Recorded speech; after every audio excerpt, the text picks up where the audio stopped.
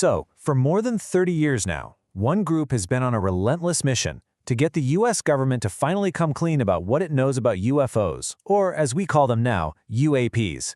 Today, we're going to dig into the incredible story of the Disclosure Project, told from the perspective of its founder, a man who says he spent half his life trying to uncover a secret he was warned to stay away from. All right, so let's just jump right in with the claim that started this whole thing. And it is a bombshell. The idea here isn't just that some secrets were being kept. No, the claim is that the entire constitutional chain of command had been completely severed from the truth.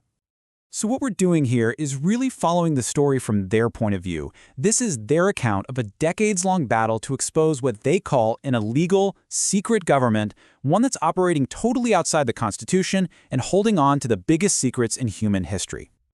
To really get what this project was all about, we have to go back to the beginning, to the problem they thought they were solving. And in their eyes, it was nothing less than a full-blown constitutional crisis unfolding back in the early 1990s.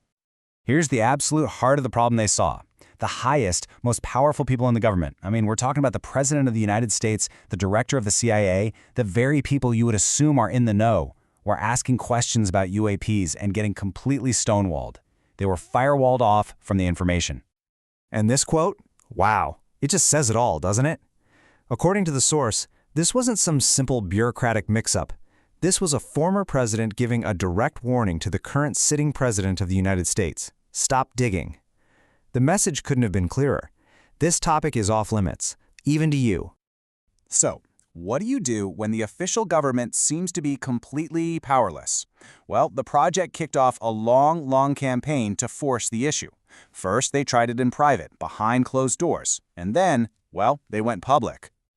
You can really see the strategy evolve here on this timeline. They start behind the scenes, In 1993, they're briefing the director of the CIA. A few years later, in 97, they managed to get inside the Pentagon, briefing the head of intelligence for the Joint Chiefs. But according to the source, those official channels just led nowhere. So they changed tactics completely. By 2001, they decided, okay, forget the back channels. We're taking this to the world, and held a huge press event. But as you can probably guess, when you start pushing this hard, you're gonna get some pushback. And according to the source, this wasn't just passive resistance. This was an active, coordinated campaign to shut them down. And the ways they were allegedly stopped were pretty intense. You see it here. It was a multi-pronged attack. It ranged from things like offering huge amounts of money to just go away to direct, physical threats. They also talk about allies being turned against them, and of course the ever-powerful tool of public ridicule in the media to make sure no politician would ever take them seriously. And if you want an example of just how high the stakes were, get this. The source makes an absolutely staggering claim that he was personally offered $2 billion. $2 billion to stop what he was doing and, in his words, join their team. He says he turned it down flat. Okay, so to make sense of all this, the source uses this simple framework to describe the two sides of the conflict. You've got Team Blue, that's the regular, legal, constitutional government that we all know, and then you have Team Black. This is the alleged illegal shadow group with its own secret funding and zero oversight, operating completely off the books. So all of this 30-year fight, the private briefings, the public pushback, it all leads us to right now. And the argument from the source is that the whole situation has finally reached a dangerous, unpredictable breaking point. So what was the trigger? Well, it all comes down to something that happened very recently, in late 2023. There was a big disclosure bill that had actually passed the Senate, but at the last minute, it was stripped out of the final defense bill. For the project's founder, that was it. That was the moment the official legal path to disclosure was slammed shut for good, pushing this whole thing into a brand new and much more volatile phase.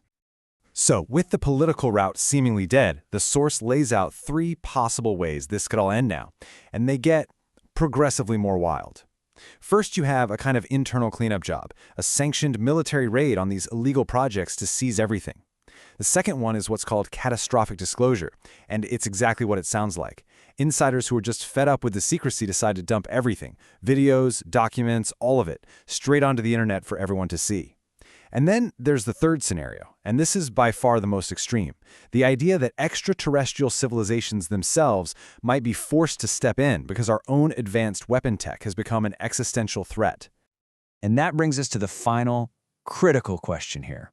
After this 30-year journey, from quiet briefings in Washington to public campaigns to hitting a legislative brick wall, has the window for a neat, orderly disclosure permanently closed?